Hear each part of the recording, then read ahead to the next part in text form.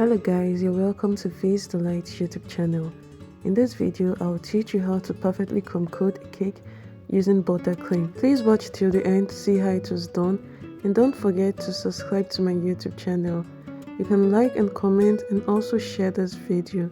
Thank you. What do we mean to crumb coat a cake? To crumb coat a cake is applying a thin layer of frosting or buttercream to your cake surface.